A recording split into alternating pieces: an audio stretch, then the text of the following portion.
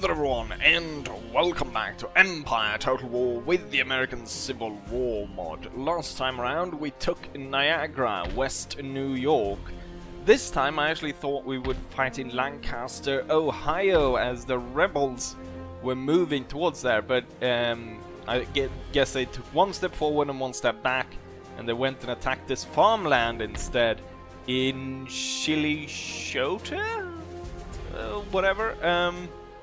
Anyway, so someone informs me or reminds me there's a very high risk of the mod crashing in 1863, and since it's the winter of 62, we don't have that long, so it might just be that I run out of time to actually be able to completely squash the Union.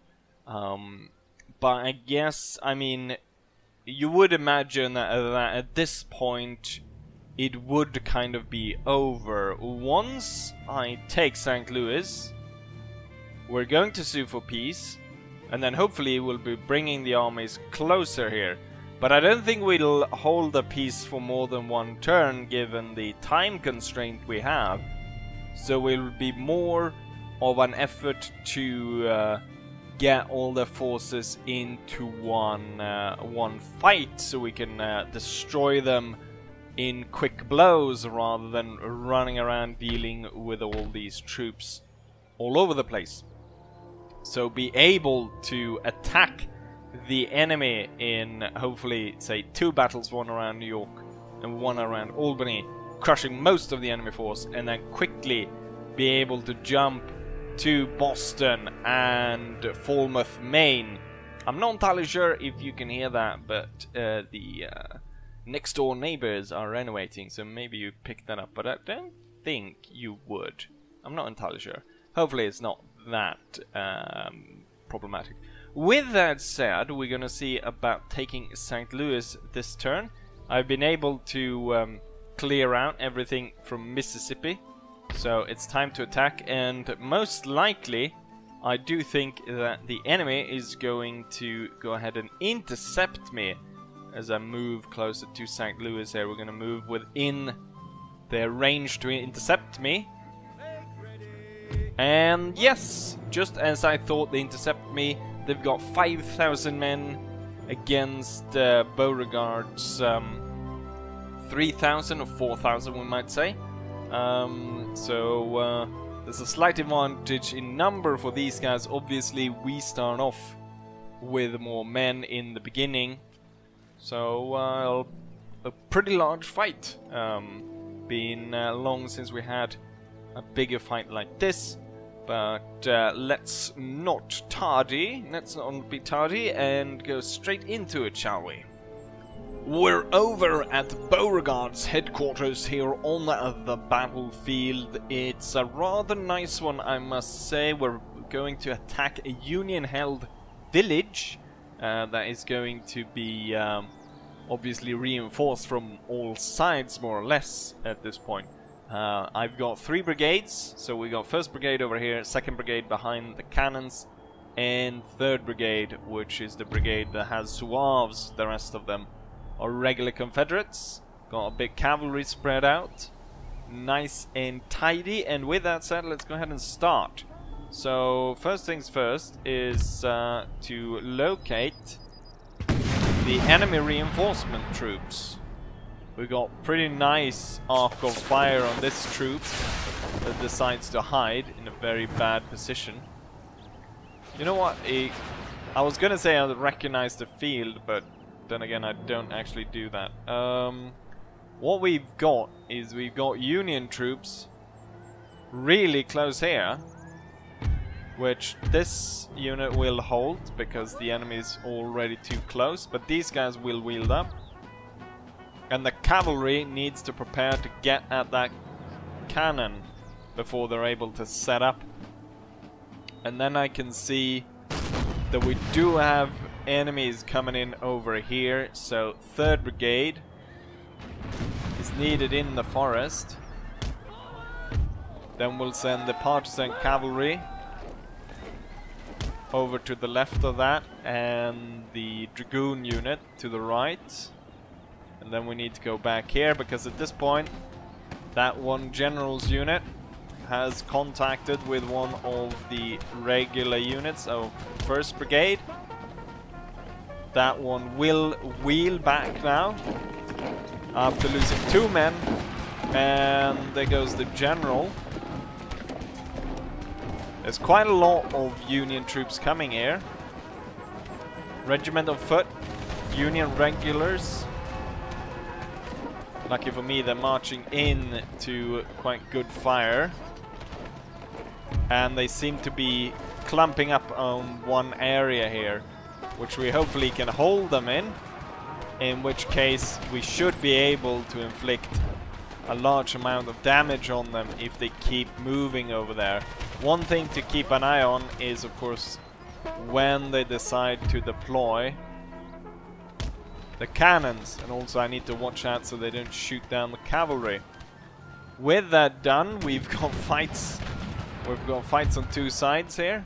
We've got a similar thing going on this side, where 3rd Brigade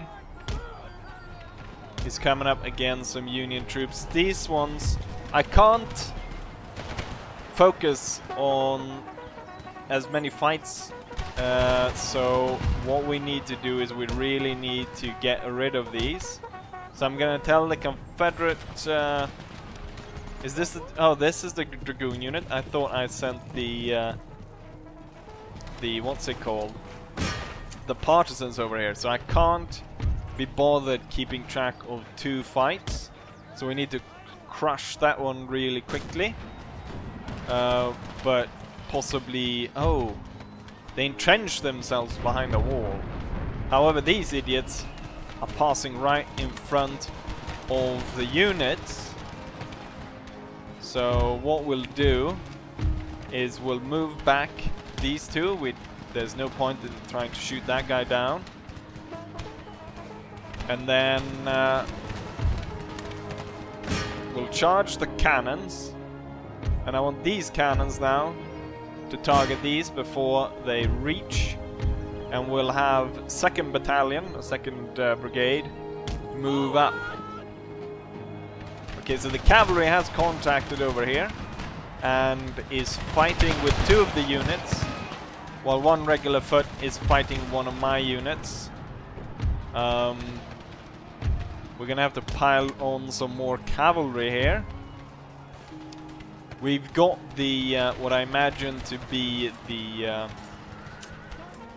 what's it called? The engineer unit was cut down to size quite readily, and hopefully we'll be cutting this one down as well. And have the partisan rangers. You know what? The partisan rangers can probably strike this one and get rid of that one.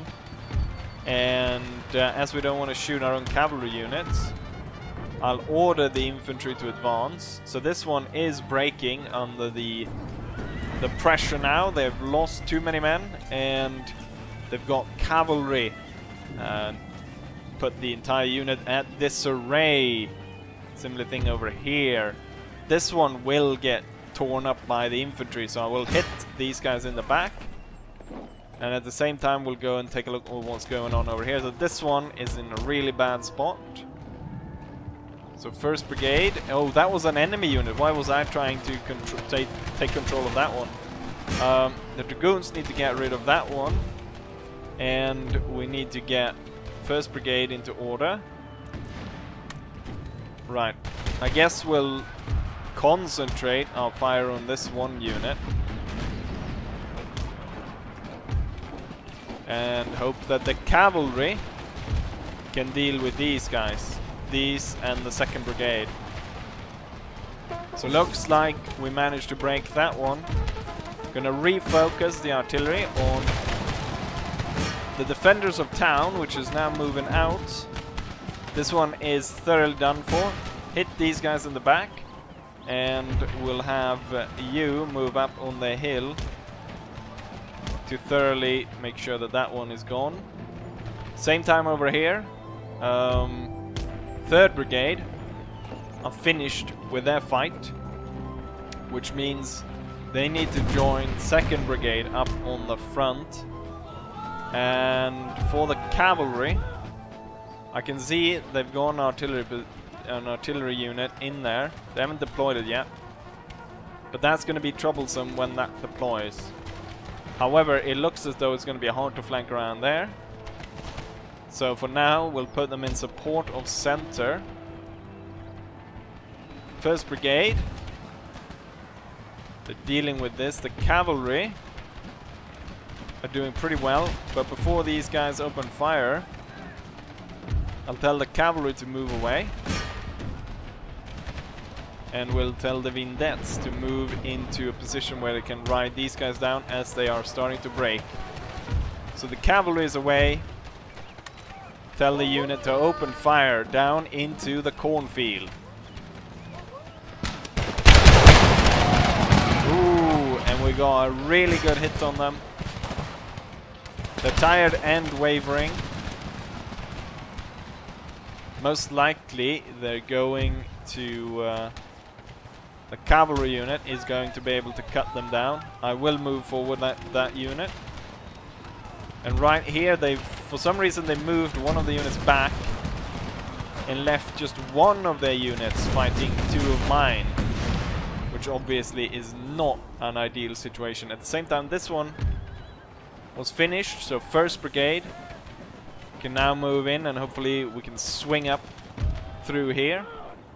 And this unit out of 2nd Brigade should be able to return to its place. Let's see. Cavalry should be safe out of the way and allow the 4th Regiment of Foot to fire through the cornfield and get rid of the 7th Regiment, which is running all over the place here in the corn. And then they have the 1st Brigade coming in the flank. We'll tell this one to hold. You know what? They're retreating. Have them charge, and then 1st Brigade will be drawn accordingly, while this one will return to its... try to return at least. Move towards returning to its place in 2nd Brigade. Artillery has done a nice job in softening up these guys, and looks rather nice, I do say so. This one is turning to face the guys coming up on their flank. However, they've suffered so many casualties, they are retreating at this point. We got Union Cavalry, Buford's Cavalry. Where's my cavalry? Confederate Cavalry needs to rally and push towards this area, as the Zouaves most likely cannot handle it on their own, fighting this Dragoon unit. Confederate Cavalry will charge. The 2nd unit, the Rangers, will move up and just make sure that they won't get reinforced. Part of the 2nd Brigade has been really heavily hit, so I'm actually gonna pull them back a bit and then allow this unit and 1st Brigade. 1st Brigade should move up all the way up to the fence. The cavalry, no point in sending them around town, it'd take too long. 2nd Brigade has been, they took a lot of hits, but now they're back at full strength. We'll tell them to march up on the hill again, and then with 3rd Brigade coming in, we should be able to smash the enemy. I'll tell the artillery to pick their targets on their own.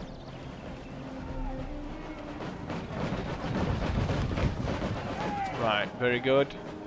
They do have an entrenched unit over here, but they have lost a lot of men.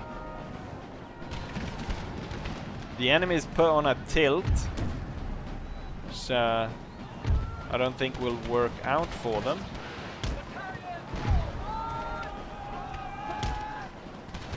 we'll be able to concentrate a lot of fire down on this unit.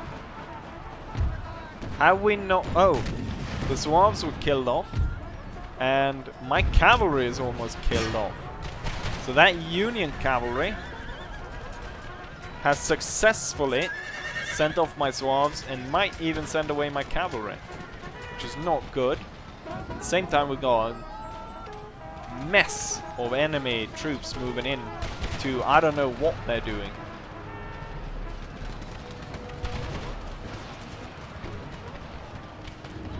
It's I think it's high time that 1st Brigade... Oh, the 1st Brigade is already within range of the enemy, and they're firing on the enemy cavalry. We've got support cavalry here though. That's most likely needed against Buford's cavalry, and I need to send this unit up here as well in support. We've got tons of Union troops down here. Not entirely sure what they're doing, but I think they need some artillery to blast them to bits. Cavalry has won on this side, and given that the enemy moved the cavalry to attack over here, leaves their artillery open for our charge. And then my Confederate cavalry is moving in to support the line, but it looks like the line...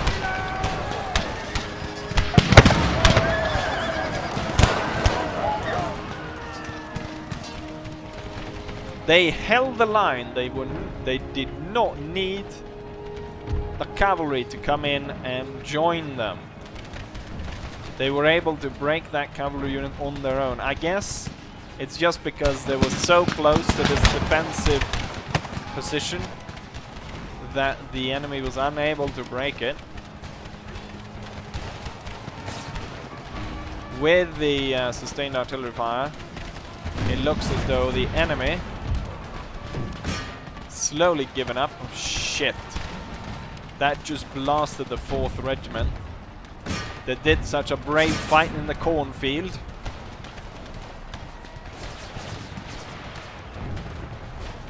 Let's see if my cavalry is able to get here. Ooh, these guys... They do break before the sight of Confederate cavalry. We got the cannons. The dragoons. They will not go into that hellfire of all the musket balls flying around there. So continue to chase down these. And then, there we go. I believe we have won the day. Now it's all about chasing down these troops, as they were actually the ones to intercept us. I can see this cavalry unit actually rallying over here.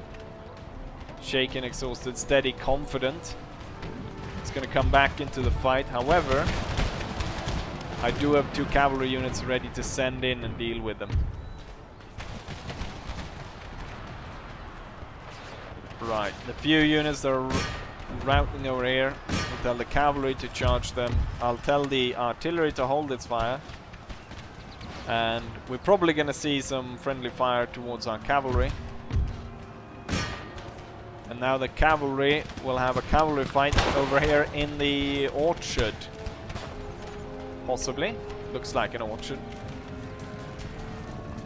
That's a massive cavalry fight. Well, not really massive. There's only 3 units involved in the fighting. But a lot of sabers clashing. We've got one of the Confederate officers there. Looks like he just took the one cavalry trooper down. And the rest of our cavalry is riding through here, slaying retreating troops, making sure that we don't have to fight them again, which should make it a lot easier to move in and reoccupy St. Louis. But yeah, with that said, I didn't actually notice when this house fell apart. Not entirely sure why there's green spray paint on it. But, oh, and here's the unit that took so much artillery fire. Did they actually retreat? Oh yeah, they did, because they lost so many men. And that was the unit that first fought down in the cornfield. Where if we go up here where the corn is not seen, this horse is lying on top of the corn, so it's very stiff. It's a special kind of St. Louis stiff corn. Ever heard of stiff corn? It's a specialty of. You know what? That could be misinterpreted to mean something else. The stiff corn of St. Louis. If you're from St. Louis, you can put that on your Twitter. Not your Twitter, your Tinder. Stiff corn of St. Louis. But yeah, let's go ahead and take a look at the statistics and see if I cannot continue forwards and take the town.